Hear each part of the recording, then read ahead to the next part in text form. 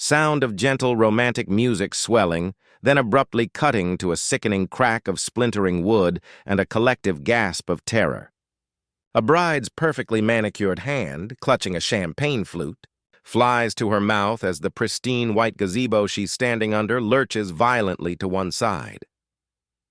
Narrator, VO. Cold and calm. She built her perfect day on my sacred ground. She didn't realize I built the ground it stood on. The scent of night-blooming jasmine was Eleanor. It clung to the weathered planks of the patio, a ghost of a perfume that Liam had meticulously cultivated for the past 2 years. Every evening, as the brutal Texas sun bled out behind the horizon, he would sit on the cedar bench they had built together, a single glass of whiskey in hand, and wait for that scent to rise with the cooling air. It was a ritual, a communion. The patio wasn't just wood and stone. It was the last pure piece of her he had left. He traced the rim of his glass, the silence of his backyard a comfortable blanket. The property line was marked by a low stone retaining wall, beyond which lay the manicured but soulless expanse of his new neighbor's yard. Clarissa. She'd moved in 6 months ago, a whirlwind of loud phone calls, frantic energy, and a palpable sense of entitlement that seemed to radiate from her like heat. Her fiancé, Mark, was a shadow, a perpetually apologetic man who followed in her wake, extinguishing the social fires she started. Liam had kept his distance. A polite wave over the wall, a brief nod when taking out the trash. He had no energy for more. His world had shrunk to the size of this house, this yard, this patio. It was all the world he needed. The click of a latch broke the evening peace. He looked up to see Clarissa, dressed in aggressively bright athletic wear, striding across her lawn toward the dividing wall. She had a smile plastered on her face, the kind that didn't reach her eyes. It was a smile that wanted something. "Liam, hi!" she called out, her voice a little too loud for the quiet dusk. Liam gave a tight, neighborly nod. "Clarissa, enjoying the evening? It's gorgeous, isn't it?" She leaned against the wall, her eyes scanning his patio not with admiration, but with assessment. It was the look of a developer scouting a lot. "Your yard is just, wow!" So much character. Eleanor had a real gift, didn't she? The mention of his wife's name from her lips felt like a violation. It was a tool she was using, a crowbar to pry open a conversation. He said nothing, just took a slow sip of his whiskey. "So," she continued, undeterred by his silence, "Mark and I are in a bit of a bind. A teensy tiny wedding-sized bind," she laughed, a short, sharp bark of a sound. "Our venue. Well, there was a double-booking disaster. Can you believe it? Total incompetence. Long story short, we're out of reception space and the wedding is in 3 weeks. Liam felt a cold knot of dread form in his stomach. He knew with absolute certainty where this was going. "That's unfortunate," he managed, his voice flat. "It's a nightmare," she declared. "But then, this morning I was having my coffee and looking out at your stunning patio." She gestured grandly, taking in the multi-level deck, the built-in stone fireplace, the intricate pergola draped in the very jasmine he cherished. "And I had the most brilliant idea. It was like a sign." He stared at her, waiting. "We were wondering, and please, just hear me out, if we could possibly use your patio for our reception, just for the one evening. We'd be so careful. We'd have professional caterers, of course, and we'd handle all the cleanup. It would be maybe 100 guests tops. It would honestly save our lives, Liam." The audacity of it was breathtaking. It left him speechless for a moment. This space, this sanctuary he had built with Eleanor's hands guiding his, the place where he came to speak to her memory. She wanted to fill it with 100 strangers, with loud music and spilled champagne, to celebrate a union he couldn't care less about. He finally found his voice, keeping it low and steady. "No." Clarissa's smile flickered, the first crack in her polished facade. "Oh, well, okay, is it a money thing? Because we would, of course, be willing to compensate you for the trouble. Generously." "It's not about money," Liam said, standing up. The conversation was over. "The answer is no. This space it's private." "Private?" she scoffed, the fake sweetness dissolving completely. "Liam, it's a backyard. We're not asking to use your bedroom. I'm sure Eleanor would have been happy to help a neighbor in need." She was such a sweet woman. The second mention of her name was a deliberate, calculated strike. He felt a surge of white-hot anger, a protective fury he hadn't felt since she was alive. He took a step toward the wall. "You will not speak her name," he said, his voice dangerously quiet. "You didn't know her, and you will not use her memory to try and manipulate me. This patio is not available. Not for you, not for anyone. That is the end of this discussion." Clarissa's eyes narrowed into slits. A deep, ugly resentment contorted her features. "Fine," she hissed. "Be that way. Be the grumpy old widower who won't help anyone. But you should know, I had a surveyor look at the original property plans when we moved in. This retaining wall, it's about 2 feet over the actual property line. Your precious patio is technically half on my land." It was a lie. A desperate, pathetic lie. Liam had designed and built the entire structure himself. He was a structural engineer by trade. He knew the property lines down to the millimeter. He had the permits and the plans to prove it. "You're mistaken," he said coldly. "Am I?" she sneered. "We'll see. It would be a shame to have to get lawyers involved over a few feet of flagstone. A real shame." She turned on her heel and stalked back to her house, the unspoken threat hanging in the air. Liam stood there for a long time, his knuckles white around his glass. The jasmine scent suddenly felt tainted. The peace was shattered. He felt violated, enraged, and a deep, aching sadness washed over him. He had failed to protect this one last piece of her. For the next week, a tense silence reigned. Clarissa avoided eye contact, but Liam could feel her watching him from her windows. He received a letter from a lawyer, a boilerplate cease and desist regarding property encroachment, full of bluster and empty threats he knew wouldn't hold up in court, but it was a clear escalation. A war had been declared over his sanctuary. Then Liam got a call. His father had a health scare, a minor heart issue that required a short hospital stay 2 states over. Without a second thought, he packed a bag, arranged for a neighbor to watch the house, and left, his mind consumed with worry for his dad. He was gone for 3 days. When he finally pulled into his driveway late Friday afternoon, exhausted but relieved that his father was stable, the first thing he noticed was the noise. A low hum of activity, the sound of voices, not angry, but busy, directed. Then he saw the white van parked on the street, emblazoned with the logo, Eternity Events and Catering. A cold, sick feeling washed over him. He got out of his car and walked, his steps quickening along the side of his house toward the back gate. It was slightly ajar.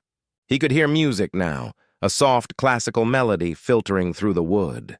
He pushed it open, and the world fell away. His patio was gone.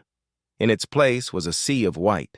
White linen covered dozens of circular tables. White roses and baby's breath overflowed from crystal vases. A massive, elegantly draped catering tent stood where his vegetable garden used to be. A dance floor of polished white squares had been laid over Eleanor's herb garden. Waitstaff in black uniforms moved with quiet efficiency, polishing silverware and filling water goblets, and in the center of it all, standing on the very spot where he sat each night to talk to his wife, was Clarissa. She was directing 2 men who were adjusting lights on a towering floral arch. She turned, saw him standing there, and her face broke into a triumphant, venomous smirk. "Liam, you're back," she said, her voice dripping with mock surprise. "I tried to call. As you can see, we had to make a few little executive decisions while you were away. Don't worry," she added, gesturing to the desecrated space around her. "It'll all be gone by Sunday. You won't even know we were here." He didn't yell. He didn't scream. He didn't rush forward and tear it all down with his bare hands, though every fiber of his being screamed for him to do so.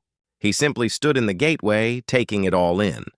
The complete and utter violation, the arrogant smirk on her face, the casual destruction of his entire world.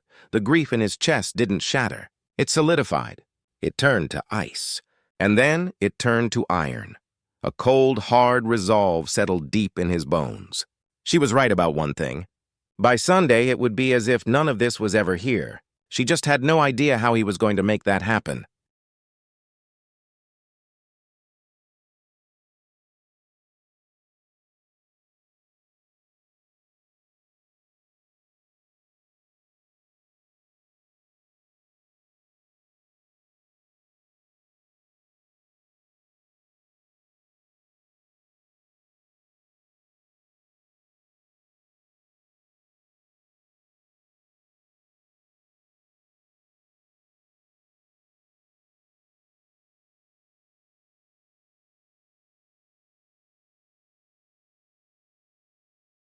For a long moment, Liam just absorbed the scene, his mind a camera, documenting every desecrated detail. Clarissa's smugness was a physical force, pressing in on him. He saw Mark come to stand beside her, a flicker of something, guilt, fear, in his eyes, before it was extinguished by Clarissa's triumphant glare. Mark opened his mouth to say something, perhaps an apology, but a sharp look from his fiancée silenced him. Liam's reaction, when it came, was not what they expected. There was no shouting, no eruption of rage. He simply let out a long, slow breath that seemed to carry all the fight out of him. His shoulders slumped. He looked not at them, but at the trampled jasmine vines clinging to the pergola, their delicate white flowers crushed under the weight of a string of lanterns. "Okay," he said, his voice quiet, almost a whisper. It was the sound of utter defeat. He raised his eyes, and they looked hollowed out, weary. "Okay, Clarissa. You win." He turned without another word and walked back through the gate, closing it softly behind him. He didn't slam it. He didn't look back. He walked to his front door, unlocked it, and disappeared inside. Behind him, Clarissa let out a triumphant laugh. "See?" she said to Mark, her voice sharp with victory. "All he needed was to see that we weren't messing around. He's all bark, that one. Now where is the DJ? I told him setup needed to be finished by 6. Mark watched the closed door of Liam's house, a knot of unease twisting in his gut. The quiet resignation in Liam's eyes had been more unsettling than any screaming match would have been. "Clarissa, maybe we should—" "Don't!"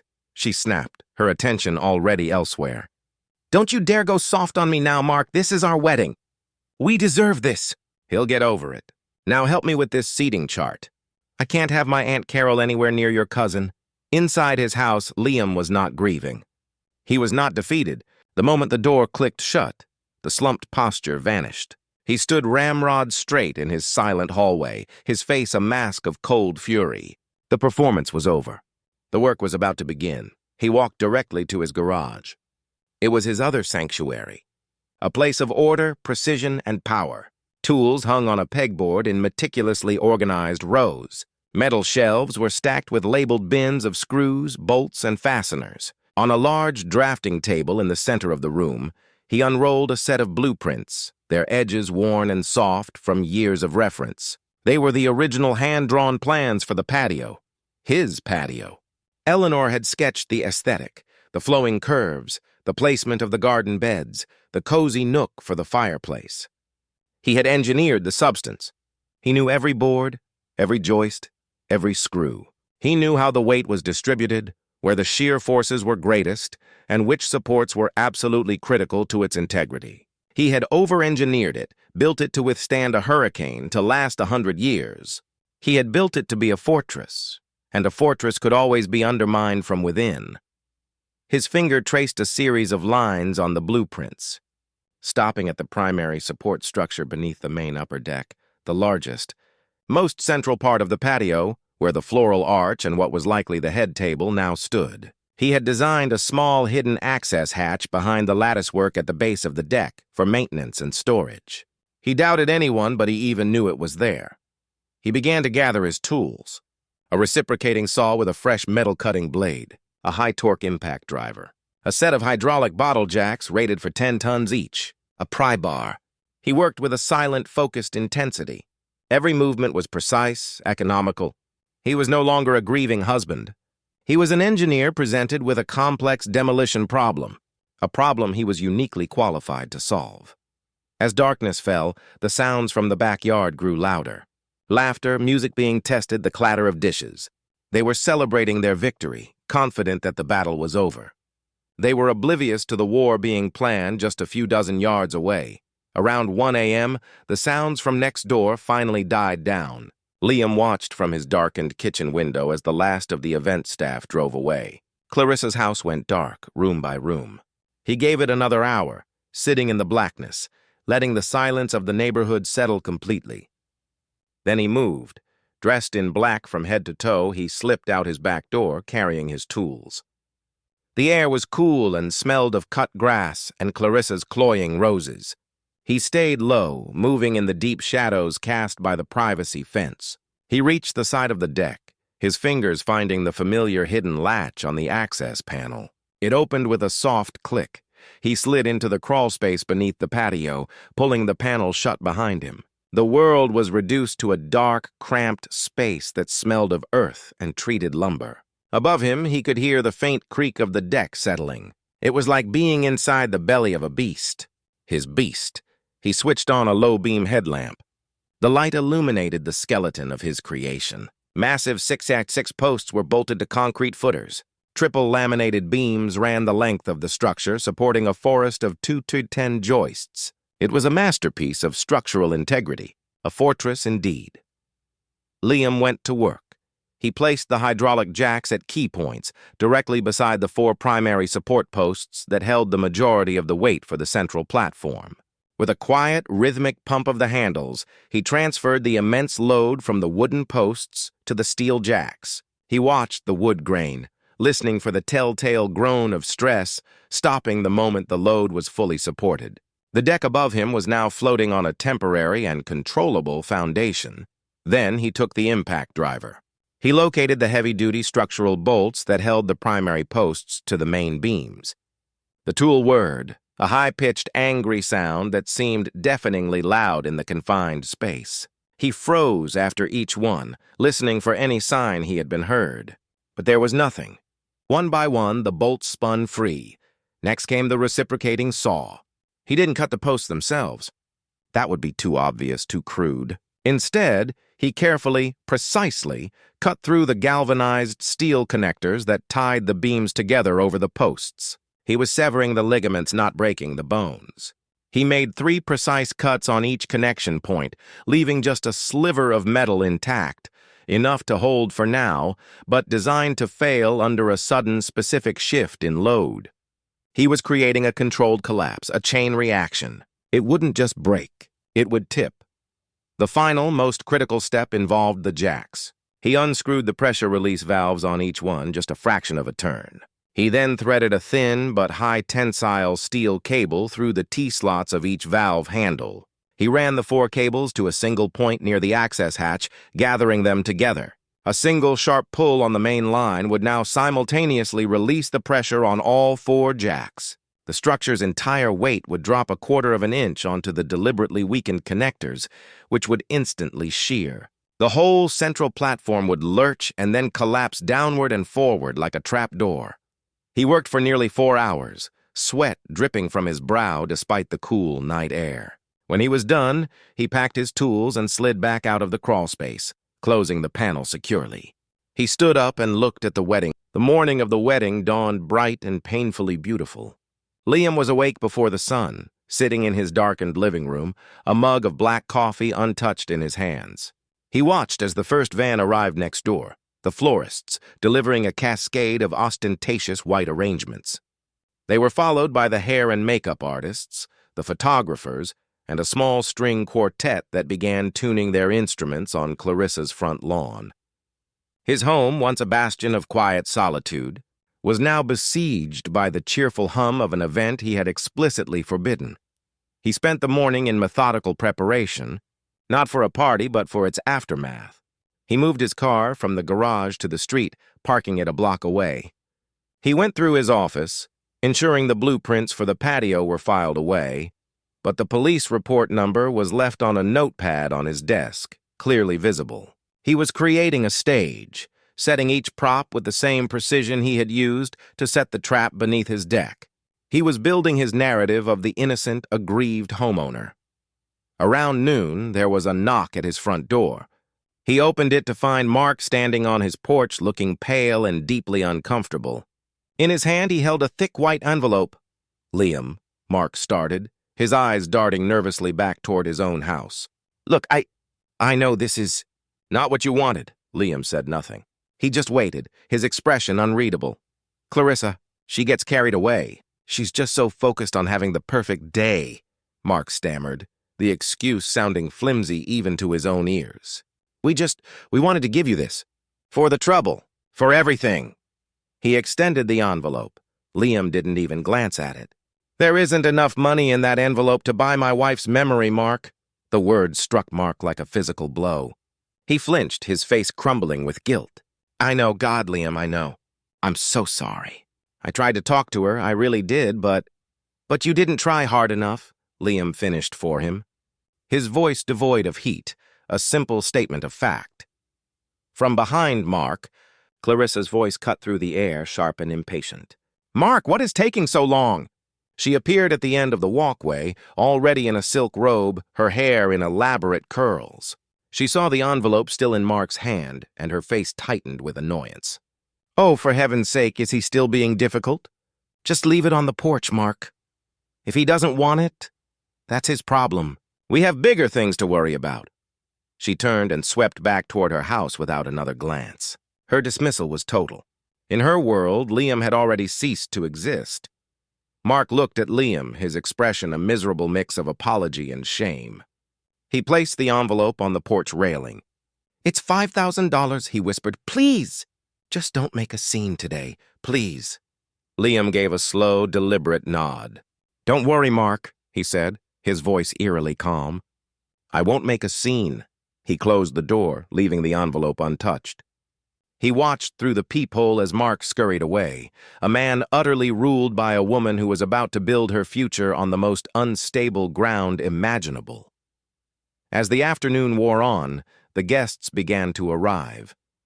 Women in pastel dresses and men in sharp suits streamed into Clarissa's yard, their laughter and chatter a dull roar through Liam's windows. He watched them from the second-floor office that overlooked the backyard. He saw them admire the decorations, grab glasses of champagne, and mingle on the patio, his patio. Each footstep, each burst of laughter was a fresh desecration. At precisely 4:30 p.m., the string quartet began to play a familiar wedding march. The crowd quieted. The ceremony was beginning. Liam watched, a detached observer, as Clarissa appeared, a vision in white, on the arm of her beaming father. She walked toward the floral arch toward Mark, her face a mask of radiant joy. Her perfect day was unfolding exactly as she had decreed. That was his cue. Liam went to his garage and wheeled out his old gas-powered lawnmower. It was loud, obnoxious, and perfectly suited to his purpose. He pulled the cord, and the engine sputtered to life with a deafening roar, spewing a puff of blue smoke. Anyone who glanced over would see exactly what he wanted them to see. The grumpy neighbor, completely unmoved by the beautiful ceremony next door, choosing this exact moment to passive-aggressively mow his lawn. It was petty. It was believable. It was the perfect cover. He started on the far side of his lawn, away from the patio, pushing the mower back and forth in neat, methodical lines.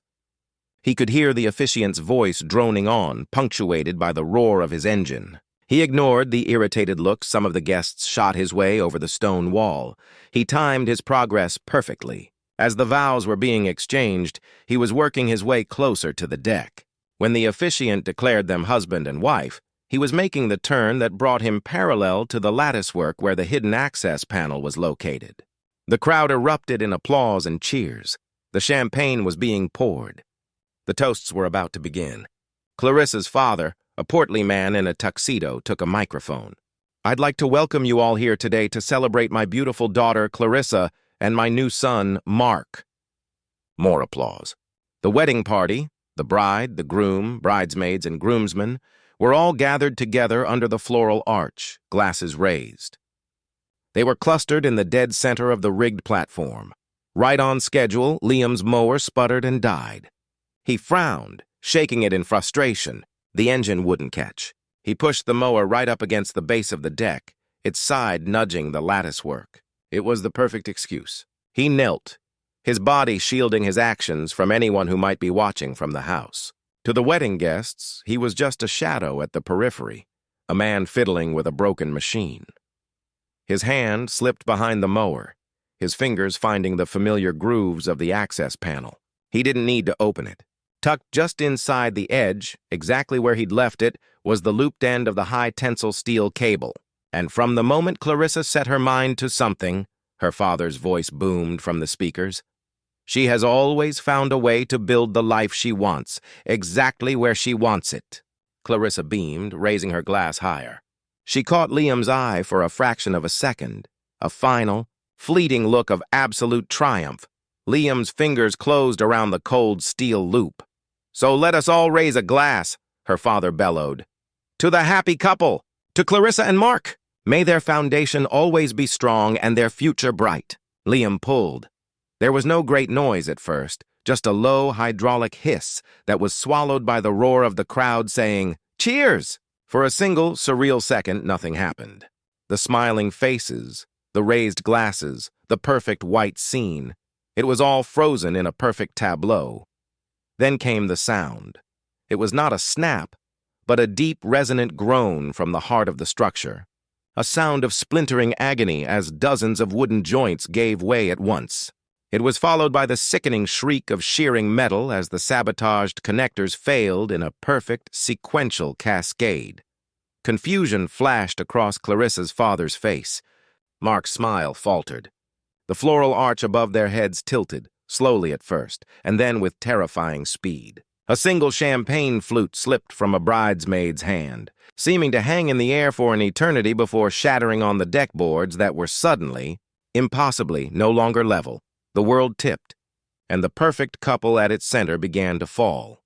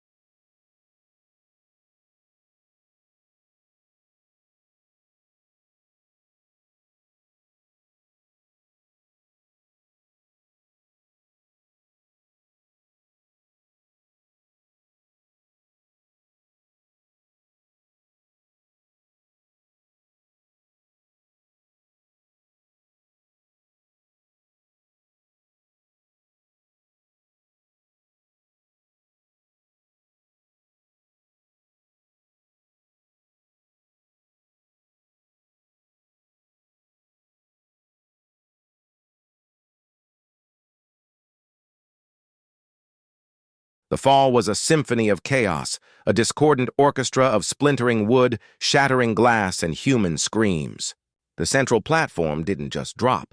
It tipped, as designed, sending tables, chairs, and people sliding into a tangled heap at the base of the deck. The magnificent five-tiered wedding cake, a monument to Clarissa's vanity, held its form for a breathtaking second before it toppled, cartwheeling through the air and exploding against a collapsed gazebo leg in a cloud of buttercream and vanilla sponge. Champagne arced through the air like panicked ghosts, drenching the pristine white linens and the horrified guests. For 3 full seconds, the world was pandemonium.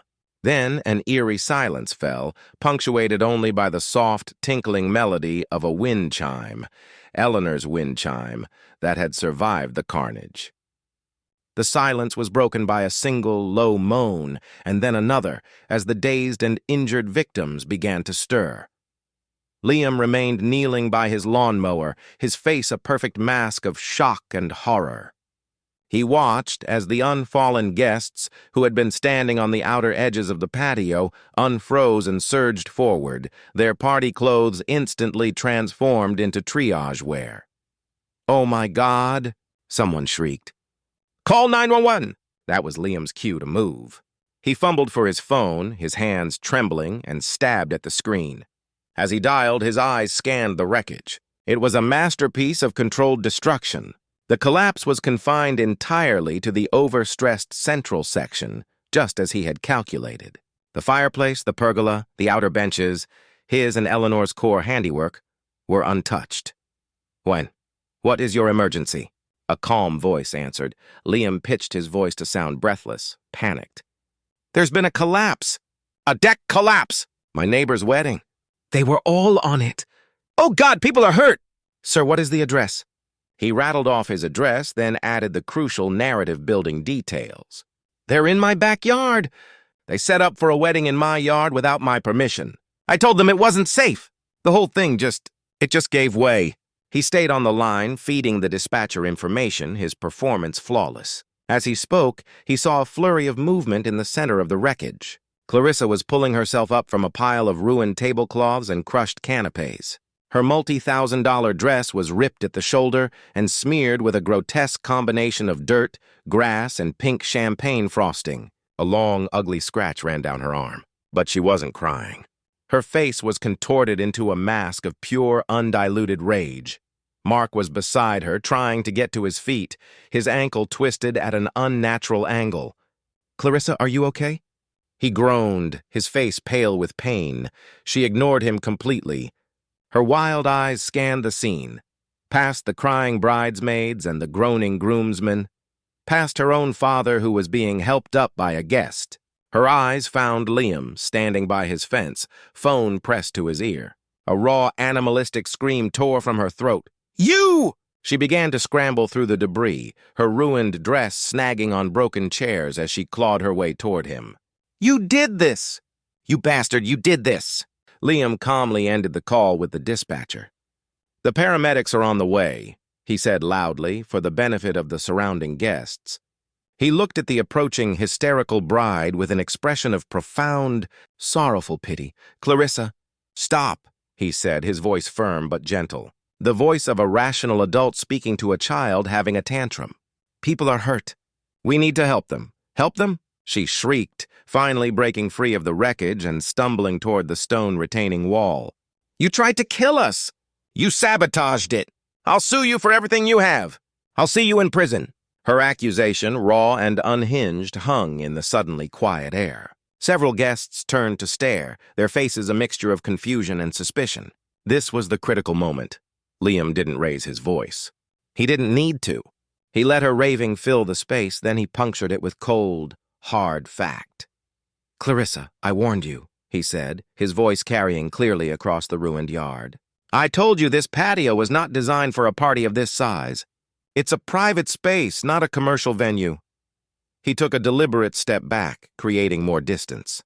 "When you threatened me and trespassed anyway, I called the police." "Last night," a murmur went through the crowd.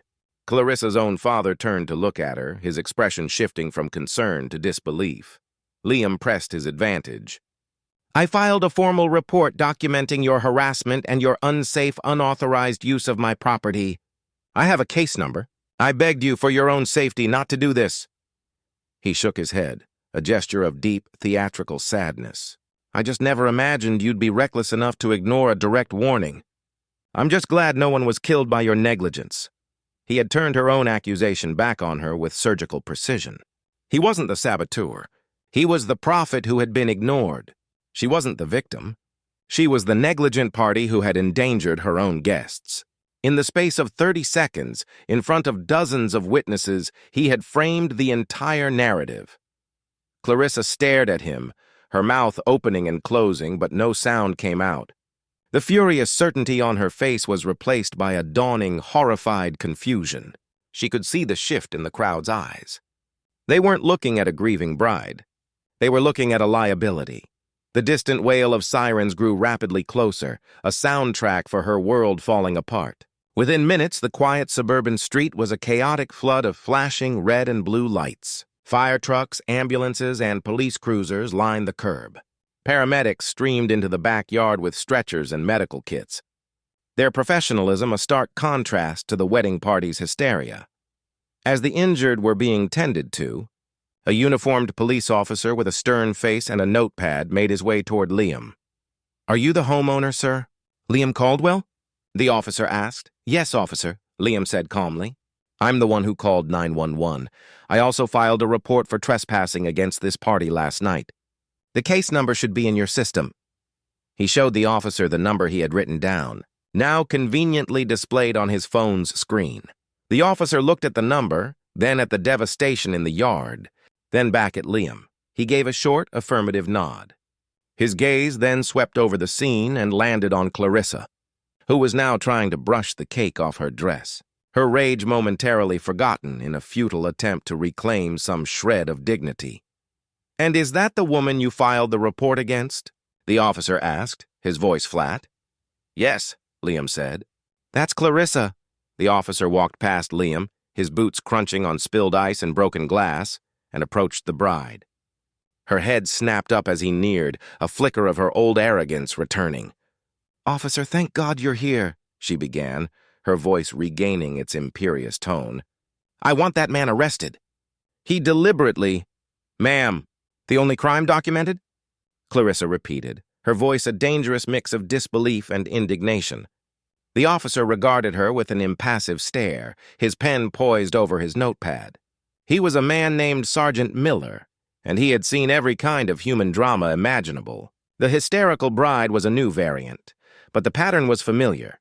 Entitlement crashing against the hard shore of reality. "That's correct, ma'am," Miller said. "We have an active report filed at 2340 last night by Mr. Caldwell alleging harassment and criminal trespass. He stated his concerns that you were planning to host a large-scale event on his property without his consent and that he believed the structure was not safe for that purpose." Looking around, he gestured with his pen at the splintered wood and injured guests. "It appears his concerns were well-founded. Clarissa's father," Richard, a man whose expensive suit was now rumpled and stained, pushed his way forward. "Now see here, officer," he began, his voice accustomed to being obeyed. "This is clearly a tragic accident. My daughter is the victim here." "That man," he jabbed a finger toward Liam, who was speaking quietly to another officer near his back door, "is a vindictive lunatic. He has to have done something." "Sir, I understand you're upset," Miller said, his tone not changing. "Right now, my only concern is the facts. Did you or your daughter obtain a permit for this event structure?" Richard's mouth opened, then closed. "A permit? It's a wedding party, not a skyscraper. Any temporary structure intended to hold more than 20 people, especially one with catering and electrical elements, requires a permit and an inspection from the city," Miller recited from memory. "Did you have one?" Our wedding planner was supposed to handle all of that," Clarissa interjected, desperately looking around for the planner, a harried woman who was currently being questioned by a different officer and looked as if she wanted the earth to swallow her whole. "Was the planner aware," Miller continued, his questions like methodical hammer blows, "that the structure was being erected on a property not owned by her client and against the express documented wishes of the actual property owner?" The blood drained from Richard's face. He was a businessman. He understood liability. He understood contracts. He was suddenly seeing a cascade of lawsuits from the injured guests, from the caterer, from the rental company, all leading directly to his wallet. The narrative of the vindictive neighbor was dissolving into the far more terrifying reality of gross negligence. Across the yard, Liam finished giving his statement. He had provided the officer with a copy of the threatening letter from Clarissa's lawyer and the name of the surveying company he'd used when building the patio, offering to provide the certified documents at their request. He was the picture of cooperation. He just refused to be reasonable, Liam concluded, his voice heavy with feigned regret. "I told her this part of the patio was special. My late wife and I designed it. I never wanted it to be this." His gaze fell upon the wreckage. Beneath a shattered table lay the remains of a small terracotta pot containing Eleanor's favorite lavender plant. It was crushed, the purple flowers ground into the dirt-smeared linen. For the first time that day, a genuine pang of loss, sharp and piercing, cut through his cold resolve. This victory was not without its cost. He had been forced to destroy a part of her to protect the whole. The officer, seeing the flicker of real pain in his eyes, softened his expression slightly and jotted another note. The victim narrative was now cemented in the official record. He watched as the paramedics loaded Mark onto a stretcher. His ankle was clearly broken and his face was a mask of agony. He kept trying to call out to Clarissa, but she wasn't listening. She was still trapped in Sergeant Miller's web of calm. Relentless questions. The guests were now divided into two camps. The injured, being tended to by medics and the witnesses, giving statements to other officers. The celebratory atmosphere had curdled into one of fear, anger, and accusation. Whispers circulated like poison. "Did you hear? She didn't even have permission to be here. My arm is broken because she wanted a better view for her photos. I'm calling my lawyer." The wedding guests were transforming, one by one, into plaintiffs. Sergeant Miller finally closed his notebook. "Okay, Miss Prescott," he said, using her maiden name with deliberate formality. I think we've heard enough for now. Given the number of injuries and the clear evidence of trespass and reckless endangerment, we're going to need you to come down to the station to give a more formal statement." Clarissa stared at him as if he'd spoken in a foreign language. "The station? You mean now? I'm the bride!" "You're also the primary person of interest in an incident that has resulted in at least a dozen injuries, ma'am," Miller stated flatly. "We can do this quietly or we can do it less quietly." "Your choice," Richard stepped forward. "Officer, this is unnecessary." "Our lawyer is on his way. Your lawyer can meet you at the station, sir," Miller said, his patience finally wearing thin.